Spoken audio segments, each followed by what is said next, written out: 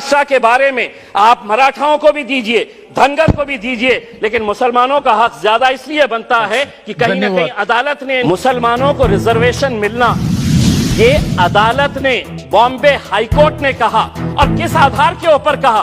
ऐसा नहीं है कि ये रिजर्वेशन इम्तियाज जलील मांग रहा है, नहीं। हमारे सहयोगी अभी भाषण दे रहे थे और उन्होंने मराठी के अंदर बड़ा जोर देकर यह कहा है कि धनगरों को मिलना चाहिए, मराठा समाज को मिलना चाहिए। इतने साल सत्ता में यही कांग्रेस वाले बैठे थे, यही राष्ट्रवादी वाले में बैठे हुए थे। महाराष्ट्र के अंदर इनकी क्या मजबूरी थी कि ये नहीं देते हैं जब सत्ता में रहते हैं, जब विरोधी में आ जाते हैं, बैठते हैं तो इनसे उम्मीद करते हैं। इनसे उम्मीद कैसे की जा सकती है? अब ये भारतीय जनता पार्टी के ऊपर निर्भर है कि आपको दिखाना पड़ेगा कि हम इनके जैसा दोगलापन नहीं करते हैं। अगर हम सबके विकास के बारे में बात करते हैं तो यकीनन हम सबको इंसाफ देने की बात करते हैं। हम दोहरा रंग नहीं है कि सत्ता में जब रहते हैं तो अलग, और सत्ता में और सत्ता के बाहर जब आते हैं तो अलग। मैं भी ये मांग करता हूं कि महाराष्ट्र के अंदर धनगर समाज को मिलना चाहिए। मराठा समाज के अंदर ऐसे बहुत सारे लोग हैं जिन्हें रिजर्वेशन मिलना चाहिए।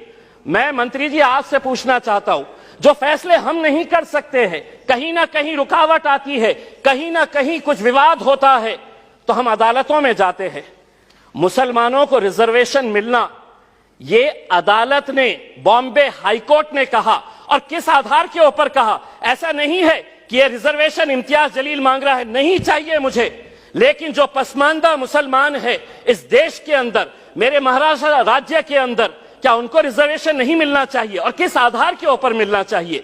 4-4 कमिटीज, 4-4 कमीशंस बनाए गए, Ranganath Mishra commission, Mahmoodur Rahman commission, Sachar commission, Kundu committee, ये सरकार द्वारा अपॉइंटेड कमिटीज थे। किस लिए बनाए गए थे? कि मुसलमानों का सोशियो एजुकेशन किस लेवल के ऊपर है, किस लेवल के ऊपर है, उसको स्टडी करे और उसकी रिपोर्ट दे। महमूदुर रहमान कमीशन ने पूरा डिटेल के अंदर गया कि मुसलमानों का एजुकेशन परसेंटेज कितना है। सच्चर कमीशन ने बताया कि सबसे ज्यादा अगर कोई पिछड़ा है तो वो मुसलमान है एजुकेशन के बारे में। तो ऐसे हालात के अंदर अदालत ने, जब ये मामला अदालत के अंदर गया तो अदालत ने खुद ने यह कहा, बॉम्बे हाईकोर्ट ने, कि मुसलमानों को 5% कम से कम एजुकेशन के अंदर रिजर्वेशन दे दीजिएगा। मंत्री जी, आप क्यों हमको तालीम से दूर रखना चाहते हैं?